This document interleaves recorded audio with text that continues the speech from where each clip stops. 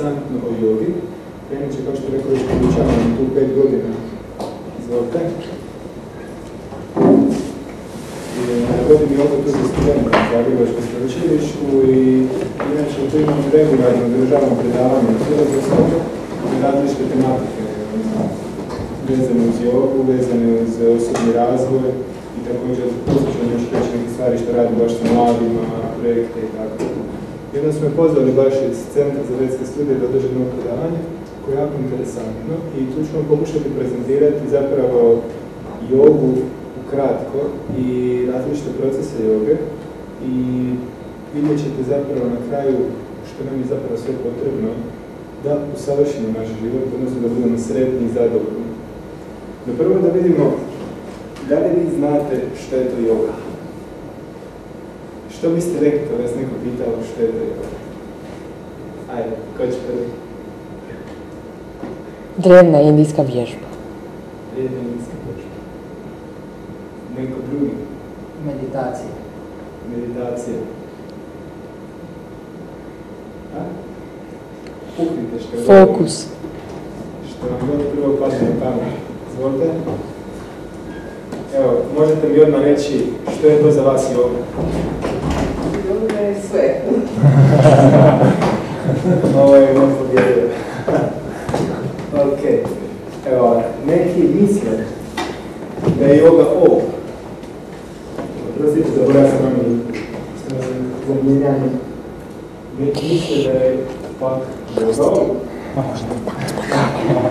Imamo vidjeti svega i svačega, iznenadili bi se šta se svašta na medalji. Medalji je zapravo svrha joge zdravlje, gimnasticiranje mistične moći ili nešto drugo. Što je zapravo svrha joge? Pa zapravo nije, nego je i sve to. Znači nije svrha, ali zapravo to su sve popratne stvari joge. Znači joga je obuhvaća jako puno toga. I danas ćemo baš pokušati ući u samu srž da vidite zapravo o čemu se radi. Da vidite različite tradicije koje se danas prezentiraju na zapadu, koje su njihove, u čemu se razlikuju. Možete vidjeti različite vrste joga, možete vidjeti različite hatha joge, različite štanga joge, atma joge koje ja volim. Možete vidjeti rađa jogu, vikram jogu, jogu za sjedenje, jogu za celulit, jogu za ima svega i svačega. Bolje u Americi da ne pričam čega svega ima, bio sam sad tamo nedavno i vidio sam svega i svačega, da svašta ima. Znači što se prezentira pod jogom. I kao što smo rekli, zapravo sve ove stvari dobiju se jogom, dobije se zdravlje, dobije se gimnasticiranje. Izvolite. Također mistične moći možete dobiti, iako je to potrebno malo više prakticiranja, dužega. I nešto drugo također, ovo što je dobro dalje.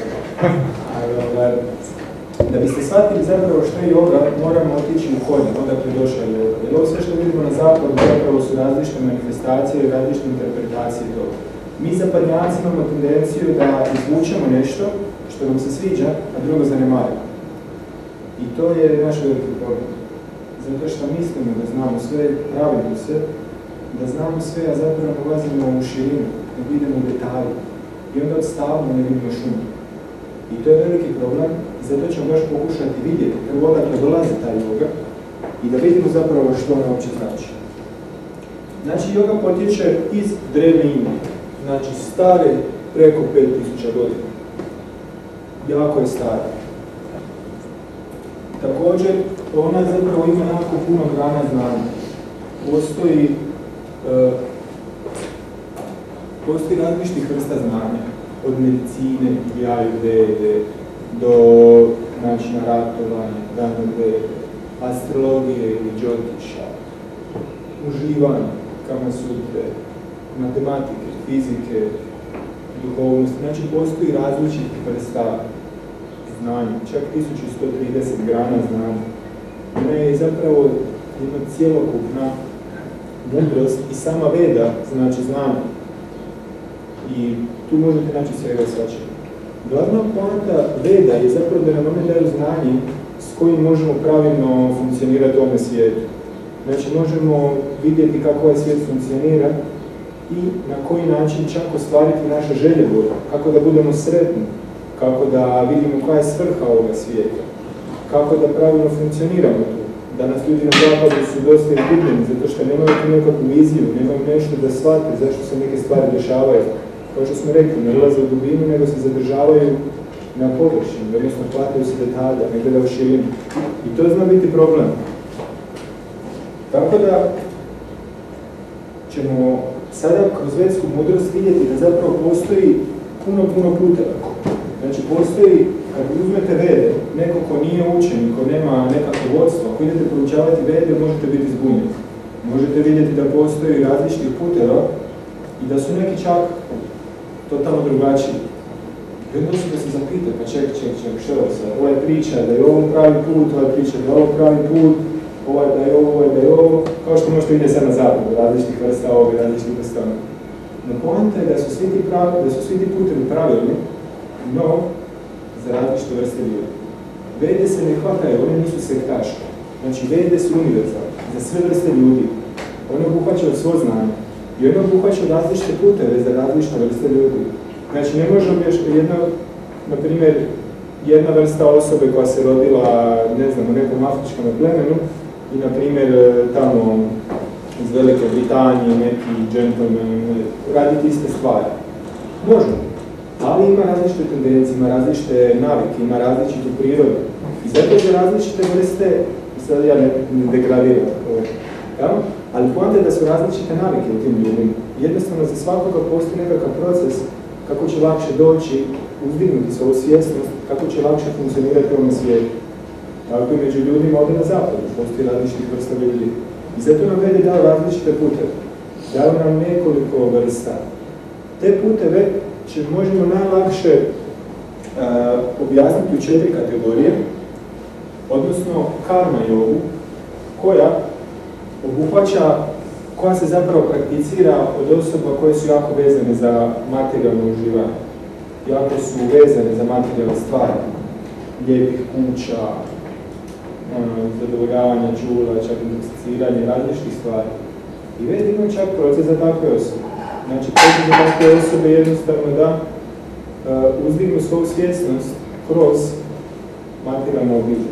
Odnosno da te sve materijalne stvari iskoriste na pravilan način. Da iskoriste na način da pomogu drugim. Da iskoriste na način da ponude ih, na primjer, nekim polubogu, da ih ponude, jednostavno da na neki način produhove te stvari. Oni imaju tendenciju da uživaju u ovom svijetu i onda da se ne bi degradirali zato što uživanje u ovom svijetu nosi posljedice, kao i svaka stvar u ovom svijetu, onda te stvari na neki način produhljavaju tako da bi mogli još više uživati. I to je jako sebično. Ali, naravno, postoji proces. I s tim procesom se također može lagano uzdignuti svjesnost. Jer kad osobe koje žele uživati, kad im ponudite način kako da još više uživaju, interesantno. A kad im pokažete da taj način zapravo nesebično, mislim nesebično, to još nije taj nivo, ali da jednostavno na neki način služenje drugih je način na koji ćete dobiti još više. Jako interesantno. Tako da je zapravo nesebičnost najveća sebičnost. Kada dajete drugima, jer dobivate još više. I onda oni na taj način uzdižu svoju svjesnost. Uzdižu lagano svoju svjesnost i onda imaju prilike prihvatiti neke veće stvari. Jer ono što sam rekao, ti različiti putevi, oni iako izgledaju da idu jedan nasuprot drugoga, oni izgledaju tako zato što jednostavno osoba ima tendenciju da ide u ovom smjeru i on će ići ili gore ili će ići dole, a mora ići u tome smjeru, svačate. I onda mu vede pomognu da ide u tome smjeru, ali ide lagano prema gore, svačate. U jednome životu, jer vede obuhvaćaju više života, ne samo jedan. I u tome životu dođe do te točke. I onda u sljedećem životu dođe do ove točke. I onda lagano, malo gore je cilj. Neki idu direktno ovako, neki idu u ovu stranu. Ali bolje ići lagano prema gore nego prema dole, svačate. Malo da vizualno to aranžiram. Iznad karma joge je gjana joga. Ovo se piše jnana, ali se kaže gjana. Jana ili proučavanje znanja. Znači, kada želite sa proučavanjem različitih vrsta znanja shvatiti smisao ovoga postojanja, želite razumjeti bit svega, zašto se dešava ovo što se dešava. I imaju različiti filozofi u prošlosti koji su to pokušavali, Freud, Tesla, imaju koliko će. Čak i znanstvenici, Einstein, Tesla, razni ostali. I oni su sa tim mentalnim aktivnostima, odnosno sa pokušavanjem da sami shvate bit svega, pokušavali su na neki način doći do samospoznaje. Mislim samospoznaje. Da jednostavno shvate koja je svrha ovoga svijeta. I razlika između, na primjer, Freuda i Hessea i, na primjer, u vedskoj tradiciji osoba koje su vedsko znanje proučavale i studirale i sa njime se pokušavale uzdići je u tome što su Freud i Hesse špekulirali puno stvari. I onda, znate, ko čornava kokoška dogodi nešto da je dobro, a kao nije, onda može biti problema. Tako ima isto puno krivih teorija koje su oni, na primjer, donijeli, ali, na primjer, imaju i njih, tako da nećemo sad uspoređivati. Ali hoću reći da, na primjer, ta vedska tradicija Gjana joge je u tome da se oni proučavaju spise, istražuju, jer veda vam ima hrpa. Danas je sačuvano 7% veda, a to je znanje ono koje možete cijeli život studirati. Jednostavno ima toga jako puno. I onda vam oni proučavaju, istražuju, gledaju ono i zaokupljeni su tim stvarima i lagano se uzdižu. Lagano se uzdižu i jednostavno i postepeno mogu doći do cilja. Kasnije ću vam pokazati također problematiku svakog od njih. Iza toga je aštanga joga, ili ono što danas ljudi većinom percipiraju kao jogu. Znači, to je fizički proces uzdizanja svjesnosti. On se sastoji od 8 procesa: jame, nijame, asana, pranayama, dharma, samadija. Jednostavno, jama i nijama su procesi gdje vi dobrovoljno prihvaćate povoljne stvari, kao na primjer rano dizanje, meditacija, uživanje hladnog voda, vegetarijanstvo i tako neke stvari. A odbacivanje negativnih je odbacivanje intoksikacije, odbacivanje nanošenja zla drugim živim bićima i ti stvari. Znači, te stvari koje su loše za nas. Kad prođete tu jamu i jamu, dođete do asana, odnosno do ove fizičke prakse, što danas na zapadu se prezentira kao yoga, samo to. I to je samo jedan proces gdje vi izbalansirate tijelo. Znači, vi sa time izbalansirate vaše tijelo, dovedete ga u takvu vrlinu da nakon toga možete raditi pranayame, odnosno tehnike disanja s kojima smirite vaš um. Znači, pranayame, tehnike disanja, one smiruju um. I one nam pomažu da uđemo malo dublje u sebe. Sa jogom se izbalansirate, dovedete tijelo u super stanje, zdravstveno, i onda sa pranayamama još smirite um i uđete dublje u sebe i onda dolaze tu jana, dharana i samadi, jednostavno kroz koje vi usredočavate fokus i koncentraciju, neću da ne pričam, pošto je jako veliki stadij, meditacija, ulazite duboko u sebe na paramatu. I to danas, u današnje vrijeme, je jako teško, zato što živimo u svijetu koji je jednostavno kaotičan. Od različitih vibracija u zraku, od načina našeg djetinjstva, gdje se u našoj podsvijesti već su nam informacije smještene koje su nas, ne treba više ništa cijeli život raditi, imamo dovoljno toga da vrtimo, lupamo glavom zida. Tako da je jednostavno jako teško. Kad idete meditirati, te sve stvari izlaze van. Ne možete više ni u Himalajama biti u pećini. Oni su izbacivali su ove jogi iz pećine zato što su privatizirali tamo stvari. Ne možete, prođe vam avion, helikopter iznad. Jednostavno se ne možete skoncentrirati. Ima sve više tih nametnika koji jednostavno jako je teško da nas prakticira taj proces. Pogotovo ako živite u gradu. Za grad. To je možete dobiti dobrobiti, side efekte, odnosno nus pojave joge. I zato ja radim jogu, ja podučavam jogu. Ali sa njom ne možete uzdignuti svjesno do te razine koju kruža štanga joga i tradicionalni proces joge. Odnosno samospoznaje ili oslobađanje od ovoga svijeta. Zato što jednostavno ne možete doći toliko duboko u tu meditaciju. Ali zdravlje, mentalna higijena, odlučnost, fokus, to se sve može dobiti.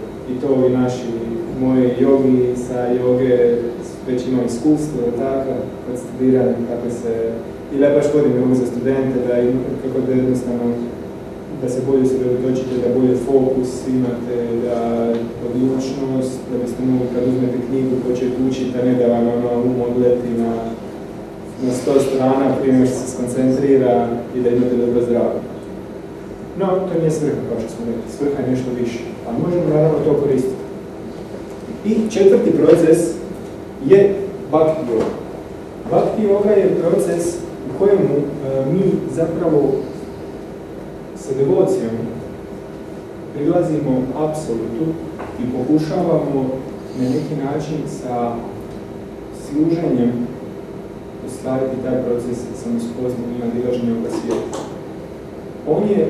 Ove različite, na primjer, štanga joga se prakticirala prije, neću niti govoriti koliko godina ćete mi svi ono gledati, ali jako davno i ova teorija Darwinove evolucije ne pije vodu u tome smislu, a i u znanstvenim krugovima ona je već lagano pisana, zato što baš ima puno istraživanja, ja sam puno toga čitao, jednostavno kako su zapravo paralelno postali ljudi i te ostale vrste.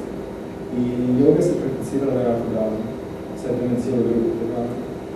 I u to vrijeme kad su bili jedini uvjeti, kad su ljudi se mogli fokusirati, kad su ljudi duže živjeli, jednostavno kad su od početka života imali priliku se imati normalni život, prirodniji, čak prije par sto godina, onda su oni mogli prakticirati te stvari.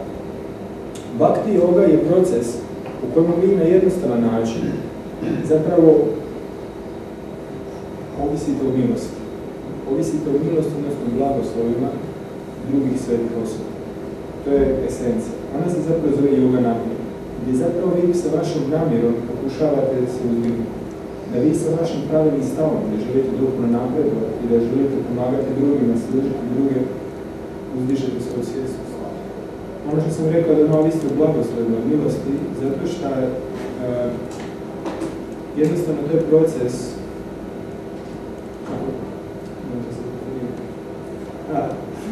znači jednostavno ona je baš jako suptilna. Jako jednostavna, zato što doslovno izvodi se samo danas tradicionalni pristup bhakti yogi je mantra, odnosno koncentracija na ključnu vibraciju. Gdje vi zapravo sa molitvom, to je vrsta molitve, uzdižete svoju svjesnost i sa molitvom svevišnjoj božanskoj osobi molite se za milost, da mu se približite, da uzdignete svoju svjesnost. I onda on kao dobri otac jednostavno vas vam pomaže da dođete njemu. To je ljudi ne mogu shvatiti onda ja dam uspored. Na primjer, kao da ste vi, zapravo mi smo svi sinovi najbogatije osobe u cijeloj kreaciji. Sinovi Boži. Jednostavno svi smo bili djelići i jednostavno nas jako voli. Ali u jednom trenutku smo odlučili se maknuti od njega. I onda on nam je dao slobodu. Izvolite. Ali u bilo kojem trenutku, kada mi odlučimo da ćemo se vratiti ponovno njemu, jer on nas voli, to nesebičnu ljubav mogu nam daje, zato nas i pušu da odemo u ovaj svijet, koji zapravo se pretvara kao kavez, predstavlja kao kavez. Mi kad god odlučimo otići iz toga kaveza, on nam pomaže. I svi su blagoslovi tu, i sve su te stvari. Zato bhakti yoga je jedan prirodni proces koji je zapravo prirodni svima nama. I pomaže nam, to je zapravo buđenje naše prirodne ljubavi prema našem ocu. I zato je tako jednostavan. I taj jednostavan proces pjevanja ili molitve je jako moćan. Postoji različite vrste molitve u današnjem društvu sa različite vrste duhovnosti. U vedskoj tradiciji, baš do današnje doba je opisano da je mantra, odnosno, ako znate Hare Krishna mantru, da je ona propisana kao proces samospoznanja kroz bhakti yoga. No, samo da vam ovako kratko piše. I, znači, sad ćemo, na primjer, opisati različite, kako bi rekao, probleme koje se nalaze u svakom od ovih procesa. U karma jogi to vam je da vam usporedim kao da uđete u nekakav vrt prepun voća. I sad ako vi ne znate što se dešava, čiji je to vrt, vi počnete grabiti ovo, počnete grabiti ono, počnete jesti, počnete ovo, počnete ono, razrušite nešto, srušite vamo, srušite tamo i kad dođe vlasnik onda vam kaže a šta ste učinili, pa moga se uzeti samo voćka. krizi tamo pola vrta uništi. Jedno dobijete reakciju, ne možete više ulaziti u taj vrt, zabranjeno ono zato što ste neposlušni, ne znate to cijeniti, sve skupo. I zato karma yoga, odnosno tibetski spisi, daju način kako pravilno ubrati voće, pravilno ga pojesti i na neki način da ne učinite veliki kaos u ovom svijetu, da jednostavno možete imati priliku duže vremena vratiti to voće. No, problem njega je što jednostavno jako lako se vežete za to voće, a proces joge je odnosno proces nadilaženja ovoga svijeta. Kako da se oslobodite od materijalnog postojanja? To je sama svrha vedskih spisa. Kako da uzdignemo našu svjesnost do te razine da se oslobodimo od ovoga svijeta. I da vedeno objašnjava da ovaj svijet samo privremeno. I da je prepun patnje koja dolazi od naših misli, od našeg tijela, od drugih živih bića, s raznih strana. Da nećemo sad ulaziti u tu stvar, ali jednostavno, kada pokušavate zadovoljiti svoja čula sve više i više, to je kao kada se svrbi nešto. I onda se počnete češati, i onda mislite, dobro je. I onda vas počne još više češati. Jeste ikad to osjetili? Kad ste htjeli nešto materijalno i onda baš jednostavno, a samo jedan sladoled. Jedan poslije, pa ajde, još ćemo jedan poslije. Ili mislim, evo ja ću vam realno primjer sa motorima. Ja sam prije volio motore. I imao sam jedan motor. I bilo je super, wow, dobio sam motor, i onda sam ga vozao. I onda već počela po par mjeseci do sada biti. I onda sam već sam imao drugoga u vidu kojega želim kupiti, bolji, brži i to. I onda sam uzao toga. I wow, napokon sam ga dobio, bila je ta žudnja velika, znate, iščekivanje. I onda sam ga dobio super. I onda me nakon nekog vremena imam do sada. I onda sam već imao u vidu trećega. Ja mislim da, uzeo sam trećega. I onda bio mi treći napad neko vrijeme i onda sam ga vozio i sve skupa, a već i četvrti bio u glavu. I ja sam se mislio, ja sam počeo malo razmišljati. Pa čekaj, sad ću uzeti četvrtoga, a opet će biti ista stvar. Za mene, već imate iskustvo. Ja sam rekao, pa to ne ide tako. Jednostavno ne ide tako, ja sam počeo malo dublje istraživati stvari, počeo sam malo se ispitivati, vidjeti, proučavati razne stvari. Vidio sam da jednostavno u ovom svijetu se ne može biti sretan ako ide doživati materijalno. I to je zapravo kao strah, sve više i više. Bilo što, seksualno uživanje, što god. Zato da nas ljudi, na primjer, ćemo spomenuti seksualno uživanje, odlaze u totalne prevencije, zato što jednostavno to ne može se zadovoljiti na takav način. Onda pokušavaju istražiti krajnje krajnosti toga da pokušaju nešto napraviti.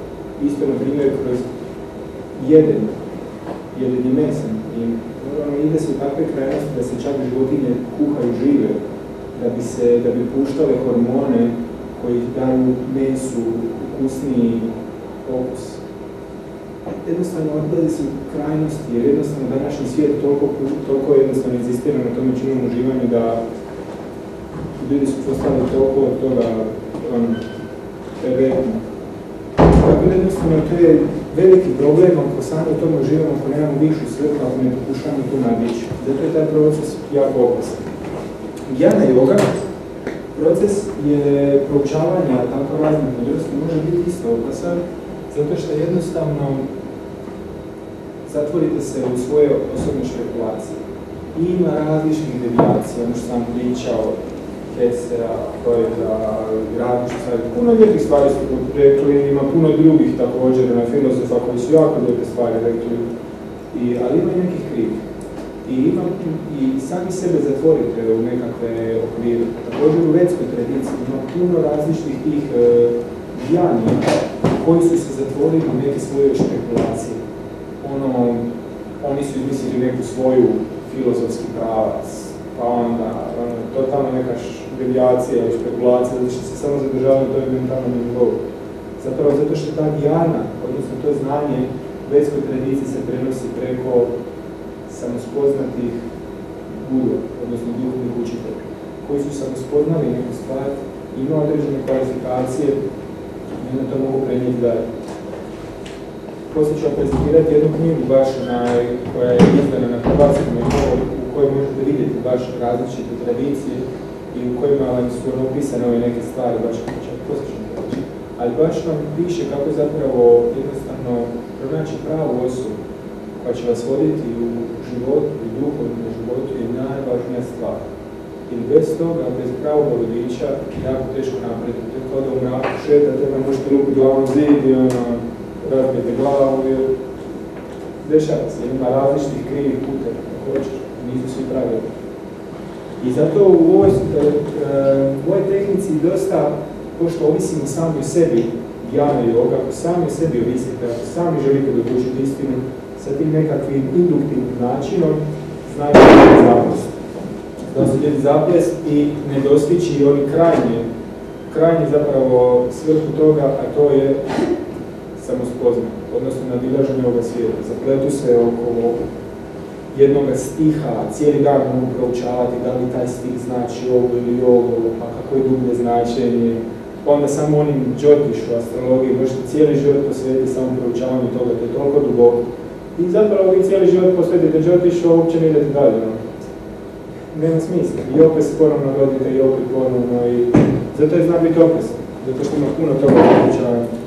Bhakti yoga, ne zapravo štanga yoga, sve? A štanga yoga može biti opasna zato što, iako štanga yoga je jako moćan proces, jer ako pravilno prakticirate, dođete tradicionalno, onako baš pravilno prakticirate, dođete do toga nivoa da možete dobiti različite mistične moći. Ovo je drugačija slika.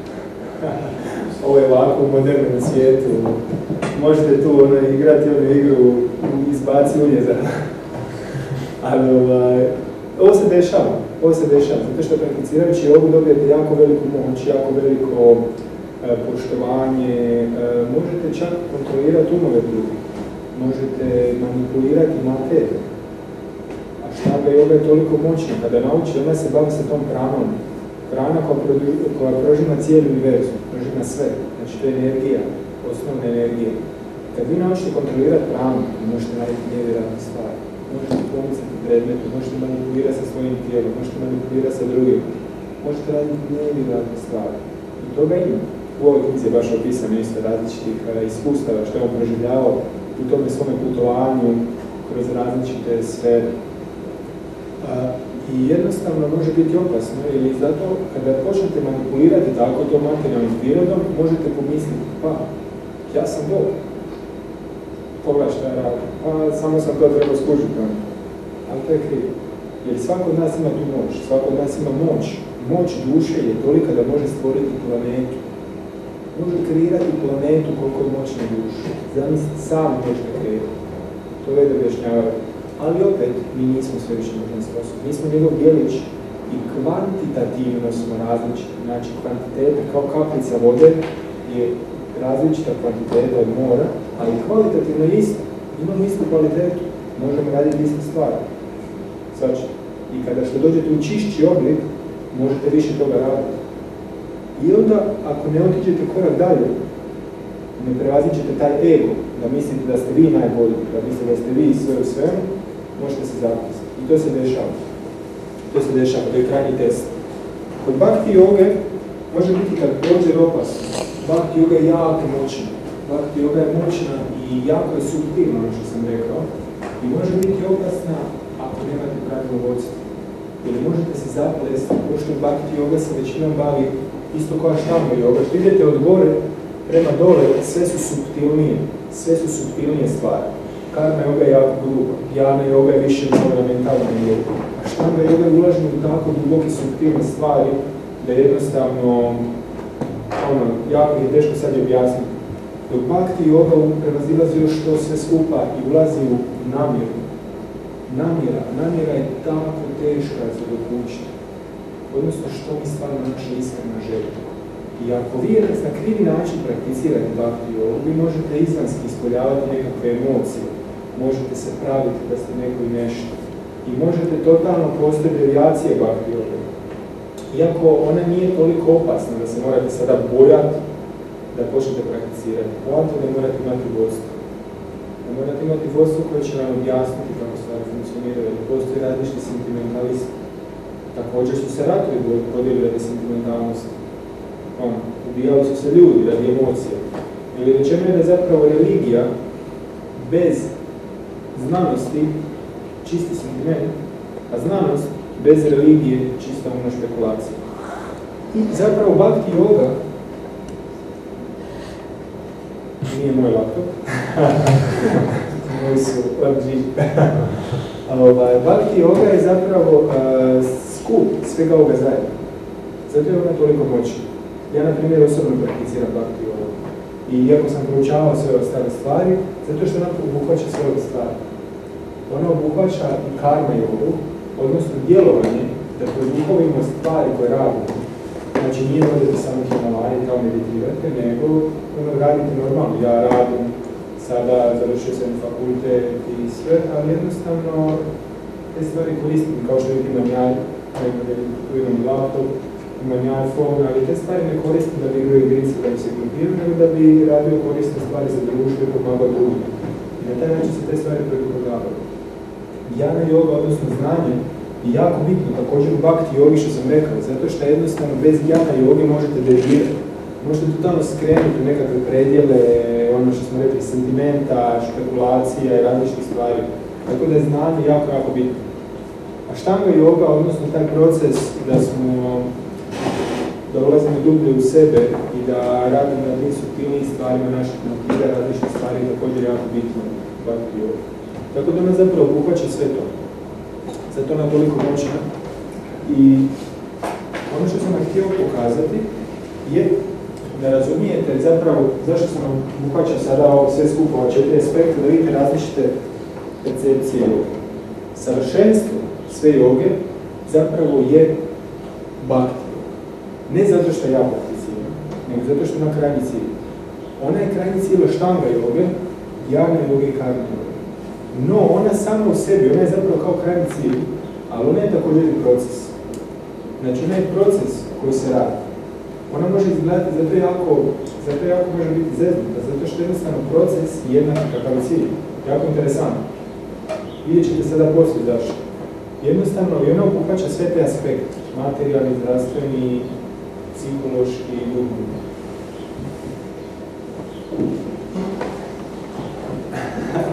Zato ću vam objasniti zapravo koje su sve stvari. Ona obuhvaća nekako bi rekao cjelovita. Nije sektaška i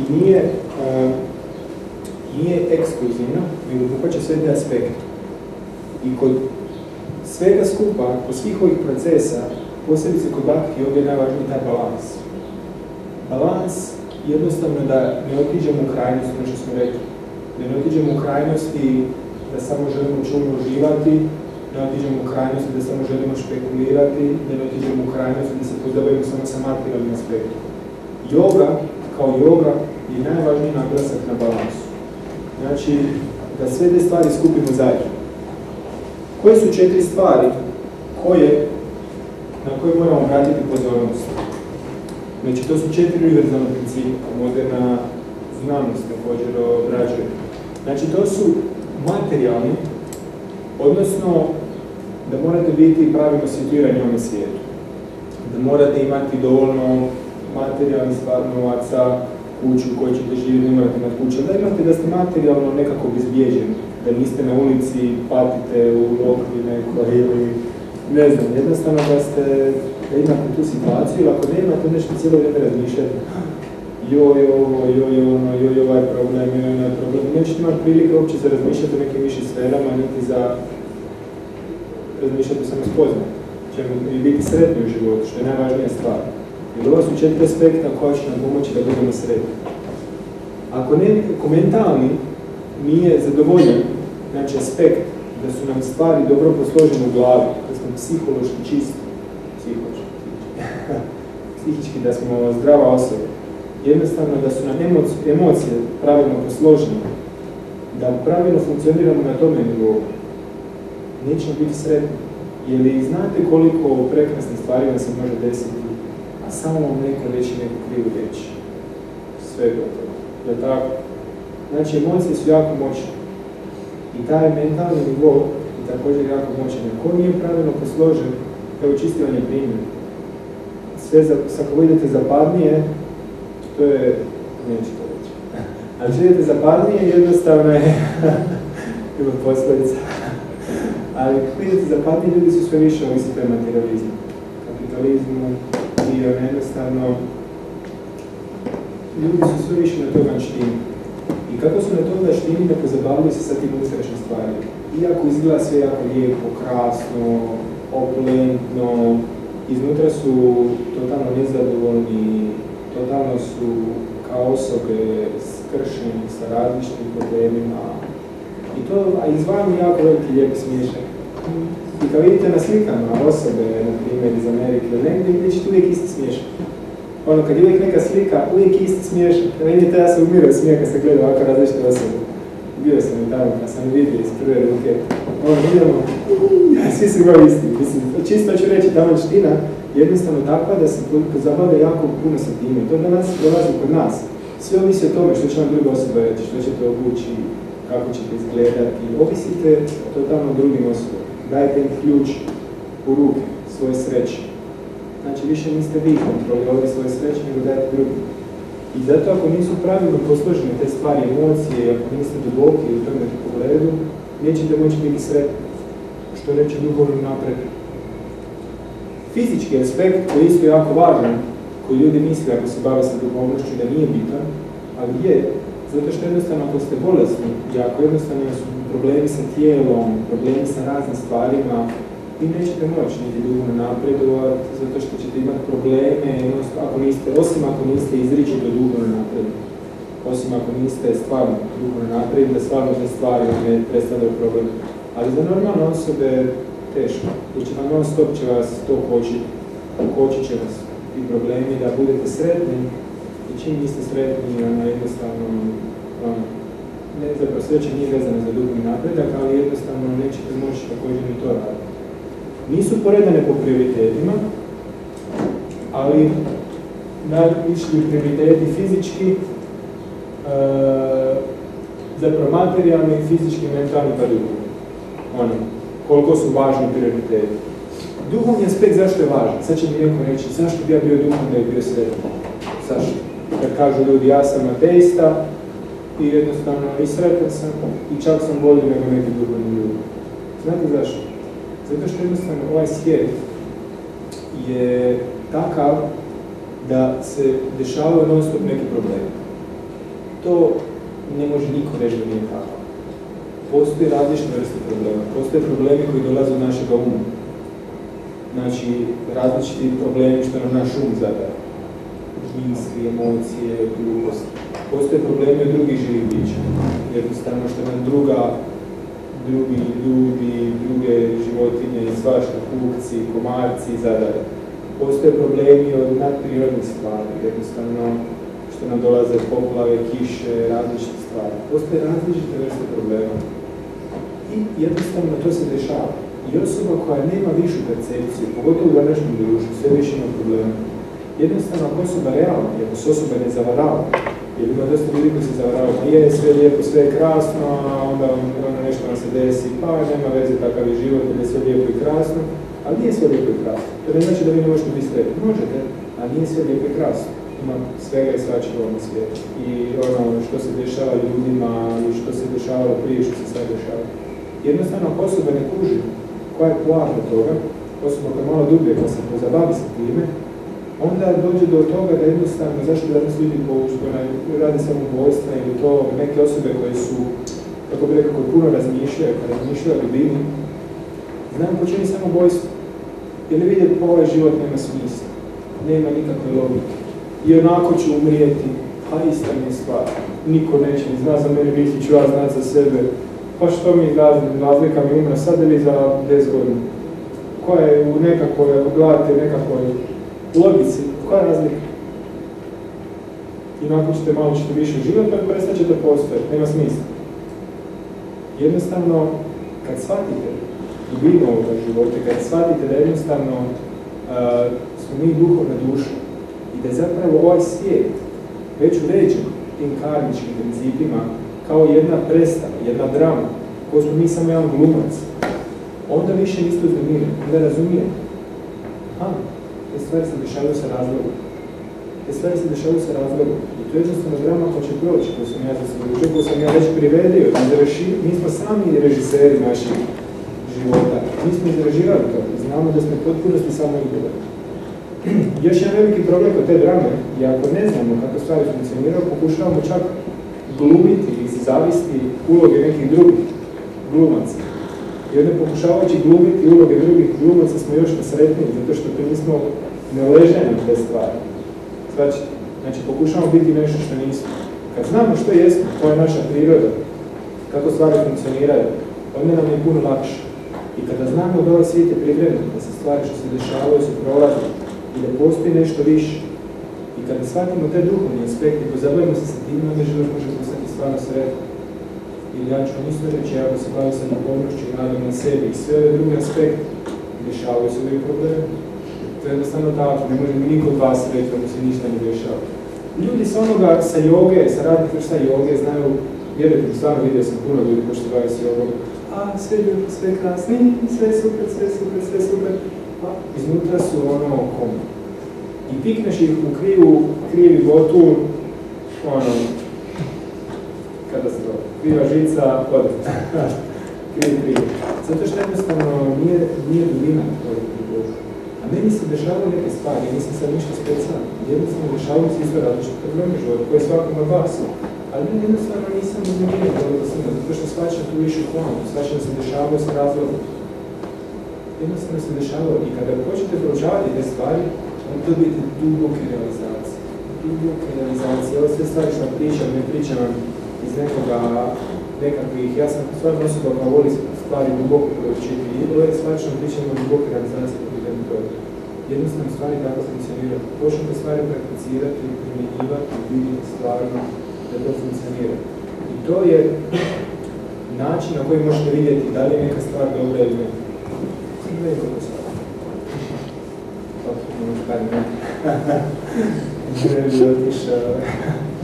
Kada to puno predajem, onda mi se zna nekad ući, ali ostavit ću vam pitati. Sve što vas zanima, molim vas, puno sam toga ispričao. Uglavnu stvar sam htio objasniti ova 4 procesa: karma yoga, dhyana yoga, ashtanga yoga, bhakti yoga. Htio sam objasniti ove 4 stvari. I sad ćete vidjeti kako te 4 stvari zapravo su povezane. Znači, povezane su sa one 4 procese. Jako interesantno. Znači, materijalni aspekt je povezan sa karma yogom. Odnosno da moramo imati tu materijalnu bezbrižnost. Znači, mentalni aspekt je povezan sa dhyana yogom, gdje zapravo vi s znanjem pokušavate jednostavno postaviti te stvari. Fizički aspekt je povezan sa ashtanga yogom, što smo spominjali, da jednostavno sa fizičkim vježbama pokušavamo uvesti balans u našega tijela. I duhovni aspekt je spoređen sa bhakti yogom, pošto bhakti yoga se bavi izričito samo sa duhovnim stvarima. Jer ona je krajnji cilj, ali također bhakti yoga može biti proces. Znači, nije samo cilj da može biti proces. To što taj proces služenja, taj proces ljubave prema Bogu, on se odvija na visokim aspektima ashtanga yoge, dhyana yoge, karma yoge, taj ljubav prema Bogu. Ali u bhakti yogi ona se može odvijati u početku, ako osoba iskrena. I ako osoba stvarno shvati, pa da, ja sam sin Boži. I on me voli. I ja jednostavno, kad uđete malo dublje, vidite svoju prirodu, vidite zapravo je to naša prirodna pozicija. I onda to sa tim procesom razvijanja te ljubavi prema Bogu, koji je krajnji cilj. Znači, krajnji cilj života, ljubav prema Bogu. Jer to je naša prirodna pozicija, vjerujte nam duboke realizacije. Rekao sam vam da sam imao i motore i razne stvari, odnosno stvarno pokušavao sam živjeti na različite načine, dobro nisam se nikad reagirao, ali jednostavno vidio sam stvarno da je zapravo ta ljubav prema Bogu je stvar koja nam najviše pruža zadovoljstvo. Najviše. I to je toliki intenzitet, to ne došlo sporedi sa nečim drugim. Tako da zapravo zbog toga sam počeo se baviti bhakti yogom. Htio sam uživati, ja sam vidio da se karma yoga ne ide. Kada sam počeo pokušavati dhyanu, pa sam vidio da ali to je dosta suhoparno. Pa sam počeo raditi ashtanga yogu, pa onda, zato sam poleđen na jogi. A sam vidio, to je malo teško. Ja sam služio za bhakti yogu. Ashtanga yoga pravila, znate što je to? To je stat, 100 godina u položaju lotosa, meditacije, to je stvarno. To su nivoi, zato nisam i odlazio ovdje dalje, daranje, samadhi i to. Ja sam služio da bhakti yoga, iako je toliko uzvišena, toliko da može pružiti zadovoljstva, najjednostavnije. Ali osoba mora biti iskrena. Osoba mora biti iskrena, a bhakti opet također podrazumijeva svoje aspekte. Podrazumijeva jednostavno balans između materijalnog, mentalnog, fizičkog i duhovnog. Ona nije sektaška, ona nije da morate otići u Himalaje i odbaciti sve. Zato je primjerena super za današnji način života, da jednostavno iskoristite sve što imate za svoje uzmizanje svjesnosti. Tako da je to jako interesantno. Ova tri aspekta, znači samo ta četiri aspekta, ću također podučavati ovo ljeto, ću sa europskim fondovima organizirati jedan tri kamp za mlade Hrvate iz Londona i Slovenije, vidjet ćemo još, financirat će Europska unija, napravit ćemo baš 7 dana, ako ste mladi, ispod 30, idealno 25. Imat ćete prilike ovo ljeto sudjelovati tako neće. Pozabavit ćemo se baš što to znači materijalni aspekt, kako pravilno materijalno funkcionira, što to znači mentalni aspekt, kako pravilno dovesti taj aspekt u balans, što to znači fizički aspekt, kako pravilno dovesti taj fizički aspekt u balans i što to znači duhovni aspekt, kako pravilno dovesti njegu.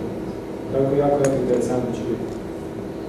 To je bilo to što sam vam htio pokazati, znači ono što sam vam htio prezentirati je 4 vrste joge, 4 skupine joge i pokazati 4 najvažnije aspekta koja moramo podrazumjeti, koja moramo primijeniti da bismo bili sretni, zadovoljni i usavršili naš život.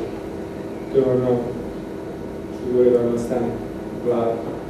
Sad vas molio da mi možete pucati, tu sam ispred zida.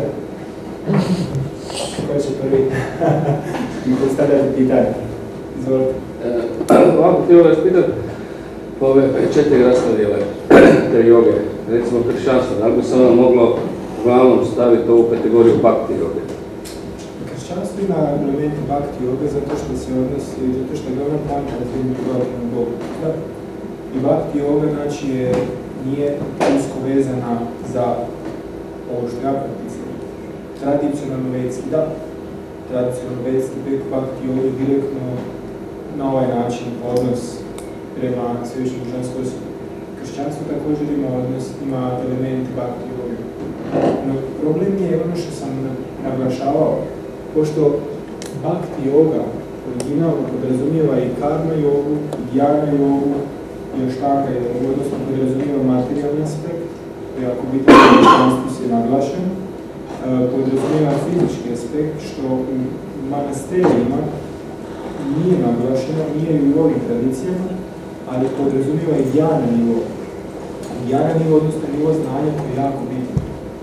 Kršćanstvo originalno, ja sam inače jako veliki ljubitelj, odnosno volim jako Isusa, stvarno ga slijedim i jednostavno što je on donio na svijetu, to je samo nevjerojatno. Ali danas jednostavno ljudi prakticiraju kršćanstvo jako površno.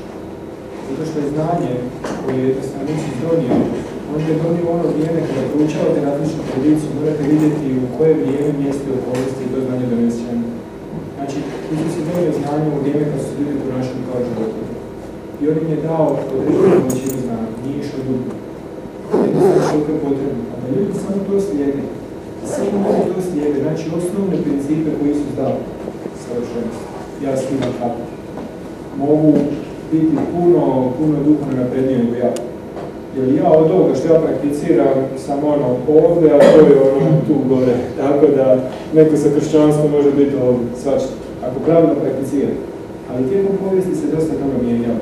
Imao točno koncili, kad je konstantno mijenjali neku stvar, to su neke stvari mijenjali. I osobe koje nisu iskrene, koje nisu duboke, jednostavno se dešavale se razne stvari u povijesti. Ljudi su odbijali različite stvari. Ali jednostavno, ako smo bili iskreni, ono što kažemo, bhakti joga, glavna poanta je te iskrenosti. Jer ako smo bili iskreni, pronaći će pravi put. Pronaći će u kršćanstvu pravi način, kako razviti ljubav prema Bogu. Jer jednostavno to znanje se razotkriva iz srca, iz paravana. I nešto cijelo drugo predavanje. Ali poanta je te iskrenosti. Ja kad radim sa mladim ljudima, kad pričam sa ljudima, kad radim na osobnom razvoju, ja ne naglašavam, morate prakticirati, morate postati kako više. ili nešto tako, morate postati budist ili morate postati ovo. Znači ne morate, morate biti iskreni. Morate biti iskreni i postati tragavac. I onda ako ste dovoljno iskreni, ako imate želju stvarno duhovno napredovati, otkriti smisao ovoga života, bit ćete vođeni. Jer mi smo, ono što sam rekao, zašto bhakti yoga ovisi o milosti? Zato što smo mi u ovom svijetu ograničeni s ovim čulima da jednostavno ne principiramo ništa. Totalno smo ograničeni. Evo da vas pitam što ste pojeli učer, da učer morali promalo pomisliti. Prekriče već bi ono bilo.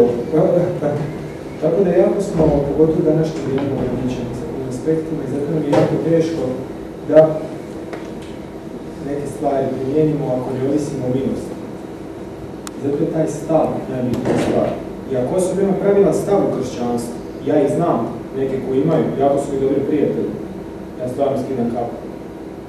Ali, zbog površnosti, zbog nekih stvari, znam se puno puta desiti da ljudi čak opravdavaju nekakve krive stvari. Isto tako što se zna desiti u različitih vjerskih tradicija. Što sam rekao, znaju se totalno neki krivi pravci, nekakve krive devijacije, ono se naći. Tako da jednostavno najbitniji je taj stav pojedinca. Hvala.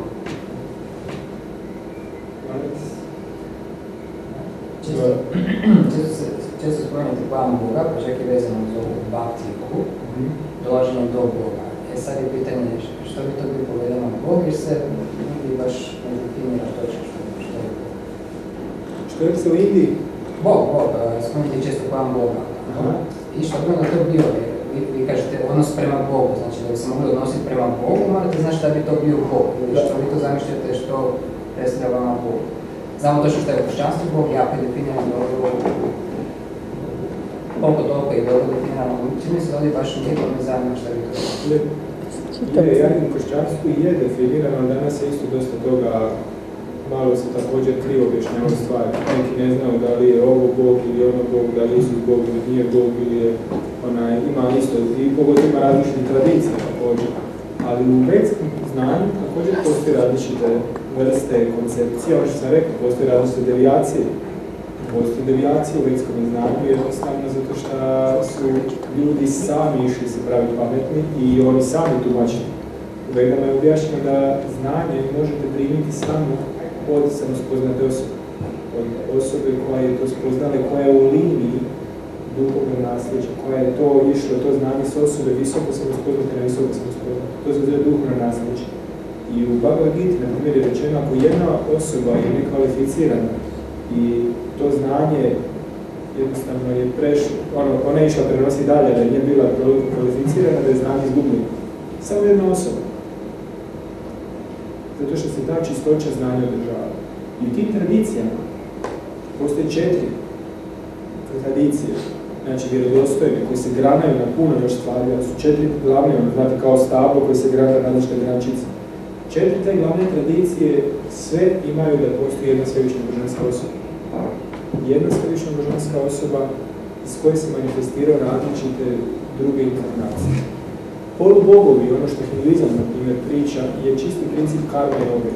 Karma joga obuhvaća zadovoljavanje polubogova koji su kao generali. Znači, oni nisu Bog, oni su sluge Božje. Isto kao što smo mi, samo što su oni puno moćniji od nas. To je isto kao da na primjer, u državi ili u kraljevstvu imate kralja. Znači, on je glavni vlasnik, ali on ima različite generale. Ti generali su ispod njega. I on ih opunomoćava, ti radi ovo, ti radi ovo, ti radi ovo.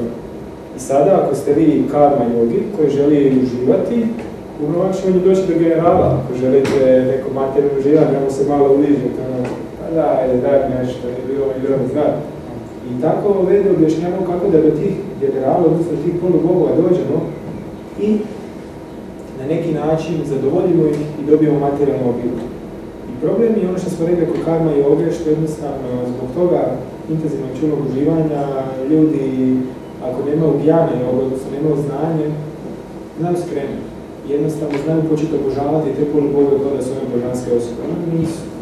Znači jedna je svevišnja božanska osoba. Ona se može nazivati različitim imenima, kao što se naziva Allah, kao što se naziva Jahve, kao što se naziva Krišna, Rama. U Indiji imate 1000 imena Boga.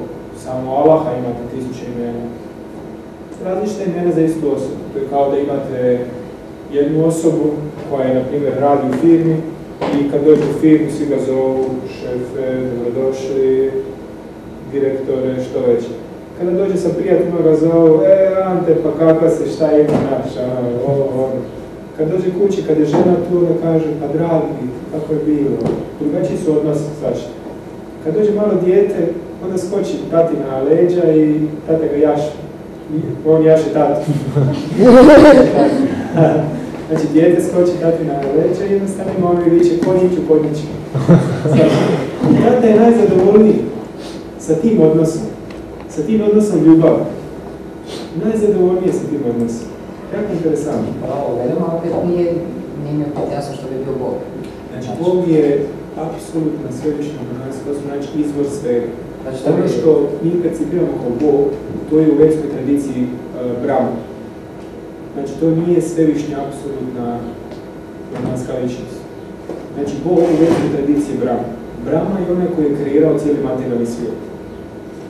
Svačiš? Znači, stvarao cijela nekakav je, tako? I zato, nemojte se molim vas uvjeriti, ali u kršćanstvu, kako se zada percipira stvari, one se uspoređuju Boga kao Brahma, odnosno kao onoga koji je kreirao svijet. I zato se rečeno je da, to je, znači, Bog, on je opunomoćio jednostavno svoje sluge da to stvari napravi. I Brahma je točno napisano kako je kreirao ovaj svijet. Isto tako, on je sam pomislio da se kreirao, i te stvari se kreirao, zato što on je vrhunsko inteligentna osoba, jako punomoćna osoba. Ali on nije svevišnja božanska osoba. Jer da ste vi Bog, evo, da ste vi svevišnja božanska osoba, da li biste vi se bavili kreiranjem nekih stvari, što biste vi radili? Evo, pošto ste vi dijelić njegov, imate kvalitetu istu kao on. Znači, to je rečeno u kršćanskoj tradiciji, u različitih drugih tradicijama. Znači da imate iste želje kao on. Znači da imate nekakvu sličnu prirodu, da želite uživati isto kao što ona želi, da želite razne stvari. Samo što neke stvari radite na krivi način. I onda zbog toga patimo. Ali onda mi recite, odgovorite, da ste vi izvor svega, ne morate ništa raditi, imate sve što hoćete, najbogatiji ste, najslavniji ste, sve imate što možete poželjeti. Što biste vi radili? Zabavljamo se. Zar ne? Ne, nešto se bilo isto tako, to je nemoguće čisto razmišljati o tome previsoko, jer čak je pitanje malo deplasirano, jer ako nikad nisam bio u takvoj situaciji, teško će postaviti pitanje što bi radio u takvoj situaciji, kad ne znam. Ja ti kažem zbog toga, zato što je tvoja priroda, isto kao njegov. Bog u kršćanskoj tradiciji kaže, ja se stvorio čovjek na sliku svoje. Znači da mi imamo iste tendencije kao on. Imamo tendencije za uživanje. Zato toliko energiju ulažemo u tom smjeru. Zato jednostavno, on također to ima. I on želi uživati, želi se zabaviti. I on to radi. U vedskim spisima je detalje, u sitnice opisana svevišnja božanska osoba. Opisano je kako izgleda. Opisano je što radi, što voli, što ne voli. Opisano je sve moguće stvari. Opisano je kako je odnos ima prema različitim vrstama svojih pratioca. Opisane su detalje.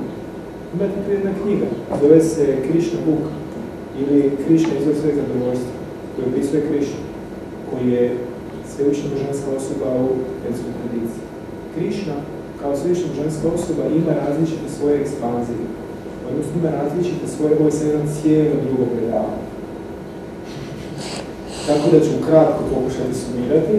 Ima različite ekspanzije koje jednostavno su također kao kad s jednom svijećom, znači s jednom svijećom ako zapalite još 100 svijeća, ona se neće ugasiti, ona će dalje biti tu. Ali te sve svijeće će goriti, svačite.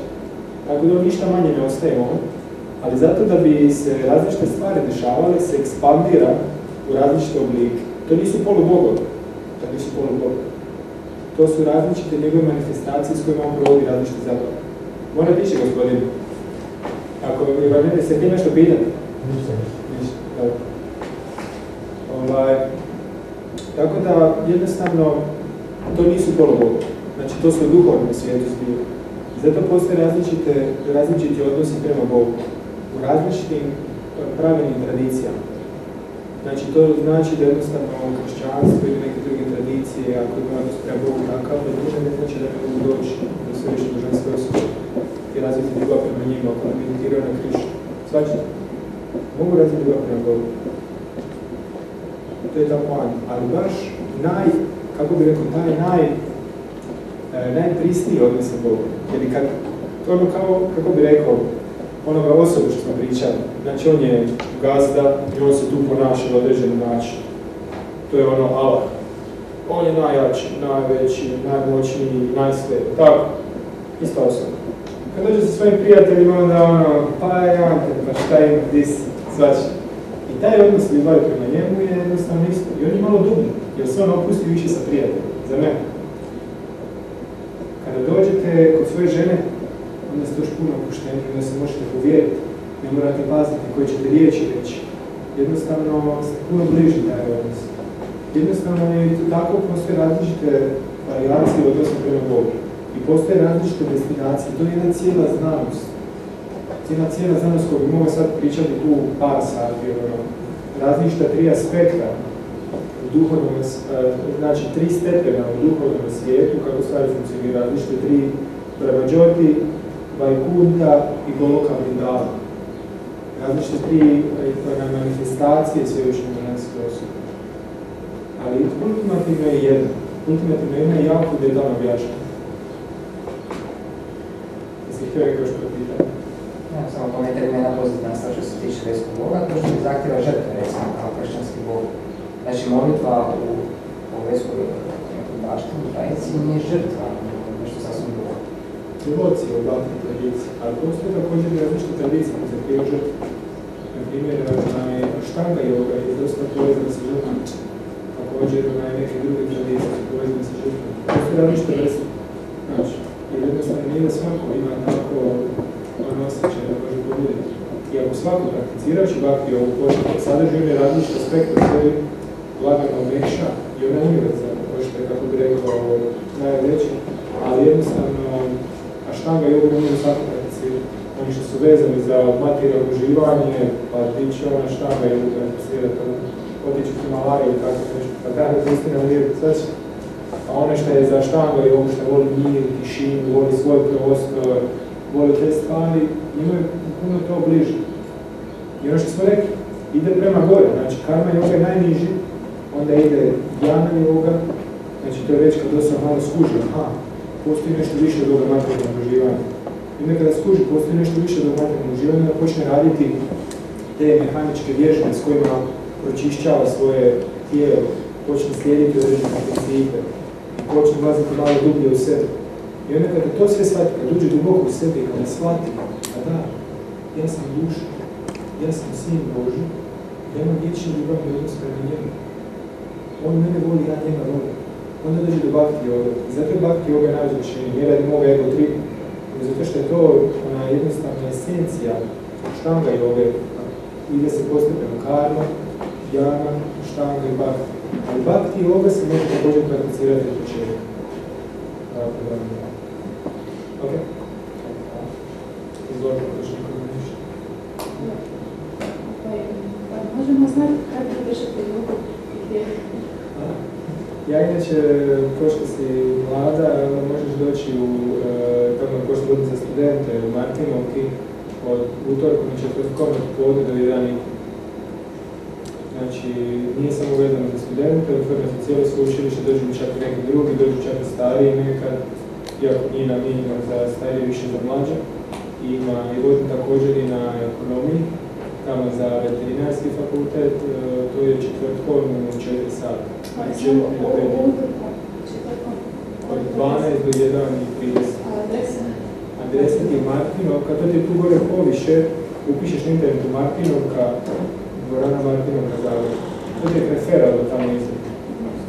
Tu praktički ovom ulicom gore do vrha i tamo na lijevo. Ne do vrha, odmah tamo. Koliko je to nekada? 150. Možda malo više, ali tu je blizu. Da.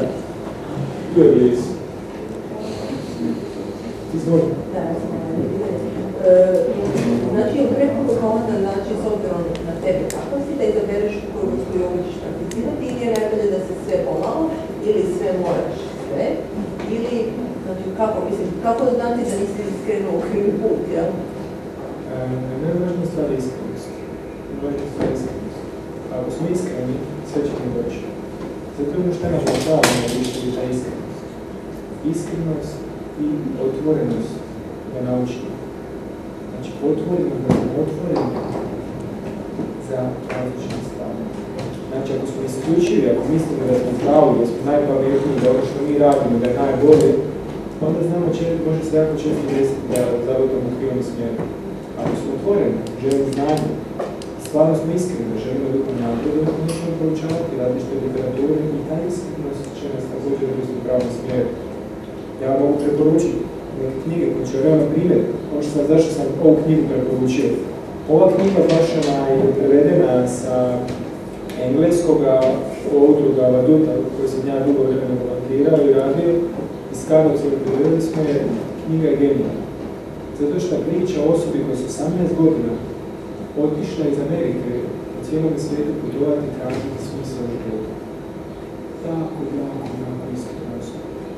Upoznala je toliko puno različitih tradicija, toliko puno različitih duhovnih učitelja. Sa dubokim cijenjenjem i respektom se sve poštivao, učio od svih. Ali nije prihvatio osobu koja će govoriti sve dok nije stvarno potpuno svijetu da. To je moj put. Jako interesantna knjiga, univerzalna za sve religije, za sve puteve, stvarno bi svakome preporučio da je kupi, studenti moćan popust. Čak po nakladi tiska. Nabavio sam 20 komadi studenti samo po nakladi tiska, a vi ostali i one koji su nezaposleni, mogu donijeti ono baš. Ali baš za studenta, zato što je stvarno prekrasna knjiga, to što radi sa studentima, baš sam nabavio, to što tamo notirao, ali ostali će imati priliku kupiti po nabavnu cijenu. Možete poslije doći tu pa pogledati na tu različite stvari. A kako će naći put od koji nisu iskreni? Kako će postaviti, mislim, to je cilj, onda izveć bolje. Onda ako to neki preduvjet, onda je teško. Mislim, raspitivanje i poučavanje. Jednostavno treba učiti od osoba koje su stvarno iskrene. I ne smije se nikada ići izvan naših mogućnosti, što ne smije znati da se ide, da se ostaje u komfort zoni. Znači, ne smije se ostaviti u komfort zoni. Duhovni život vam izgleda ovako. Znači, ovaj je okvir vaših mogućnosti. I, znači, duhovni život vam je da ste vi, znači, okvir je zapravo naša komfort zona. Kada mi smo unutar našeg okvira, mi smo unutar naše komfort zone. Duhovni život je izgleda tako da morate izaći malo izvan komfort zone da biste dobili duhovne realizacije. Ako otičete previše izvan komfort zone, možete zaglibiti. Zato što jednostavno znao se to dešavati da ljudi rade neke stvari na kojima nisu nivou i onda puknu, skrenu. Kako bi rekao? Znate kad idete, na primjer, neću ja jest sladoled, neću, glavu zid, neću, i onda pukne na film, hoću da se najede sladoleda, koliko nisi cijeli život. To se zna desiti, ako idete previše u komunosti.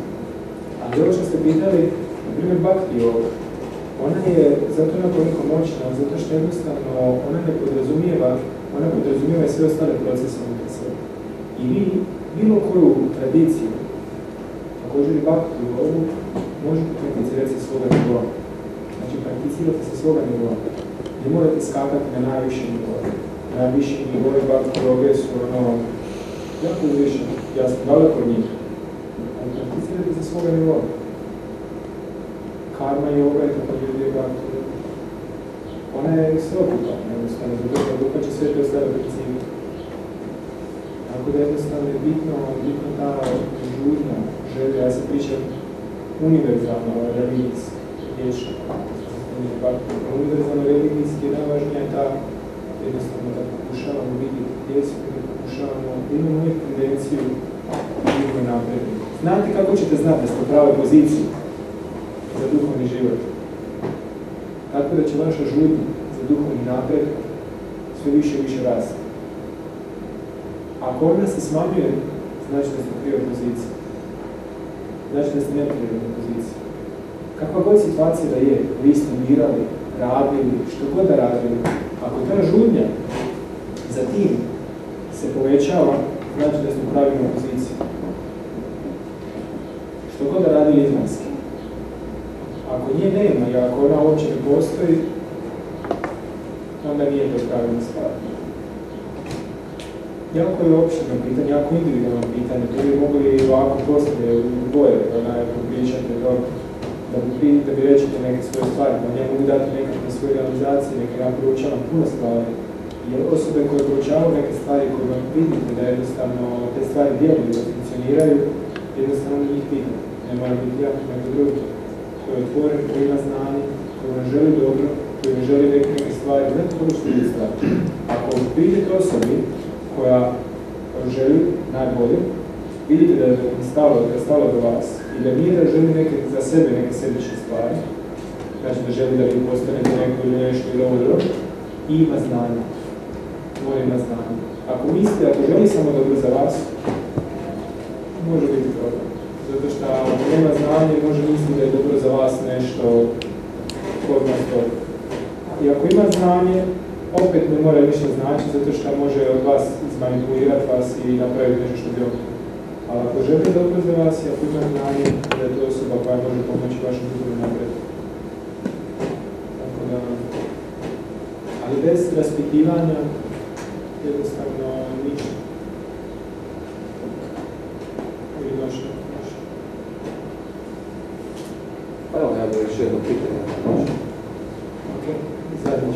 Ovako, rekli ste da je bakvi joga cilj svih joga i krajnji onaj vrh, tako bi rekao, a da može biti i proces. A koji su, mislim, ovo mi je jasno, znači ove vježbe i tako, koji je sad proces bakvi joge, koji su osnovni elementi tog procesa, kako se ona prakticira, znači na koji način je propisano upražnjavanje bakvi joge, što se radi? Recimo osnovne neke elementi. Bakvi joga po mojoj tradiciji, kako ja prakticiram. Evo da, baš o toj tradiciji. U mojoj tradiciji uglavnom je bazirana na tome, jednostavno na razvijanju dobrih odlika. Znači da jako je sveobuhvatan proces, ima puno različitih aspekata, ali najvažniji aspekt svega je jednostavno molitva. Molitva koja se u ovoj procesu koju ja radim, se radi kroz mantru, molitvu Hare Krishna, Hare Krishna, Krishna Krishna, Hare Rama. Radi se na taj način zato što je zvučna vibracija jako moćna. Veda objašnjava da je zvučna vibracija najmoćnija od svih elementa. Zvučna vibracija je toliko moćna da se njoj može poništiti materijalne stvari. Nikola Tesla je zapravo uništio cijelu zgradu i okolo grada, samo s njim malo oscilatora. Danas ima cijela grana znanosti koja se bavi sa zvukom, zove se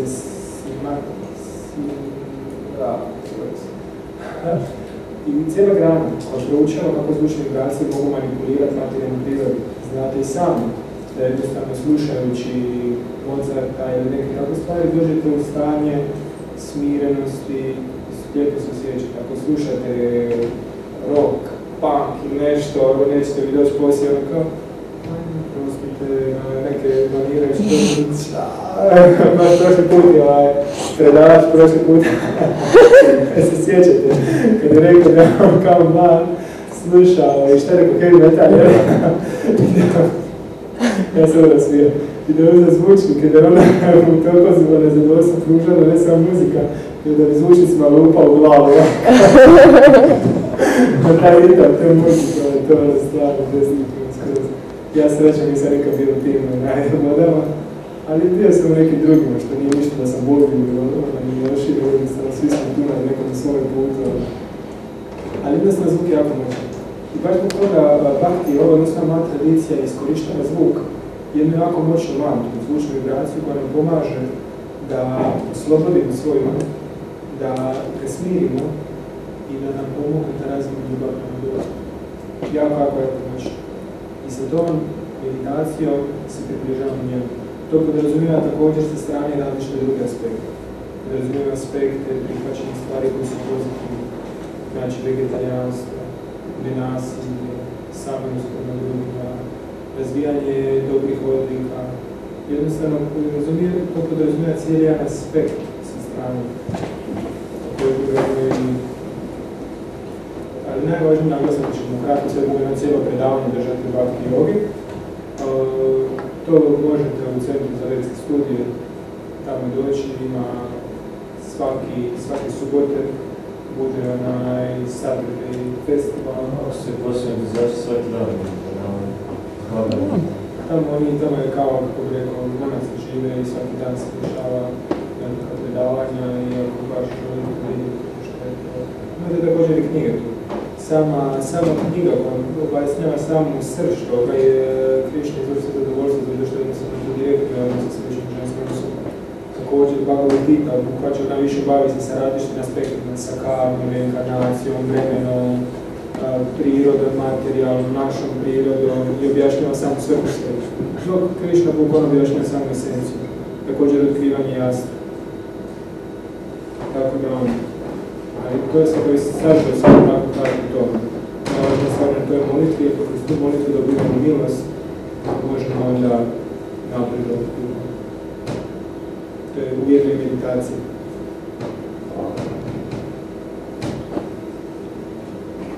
I to ćete vidjeti bhakti u različitim bhakti tradicijama, kao što vidite kršćanstvo. Kršćanstvo je isto naglasak na molitvu najvažnije.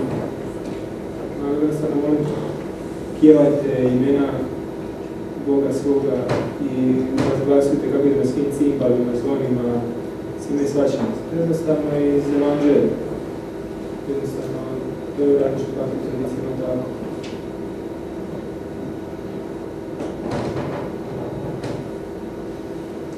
Hvala. Možete...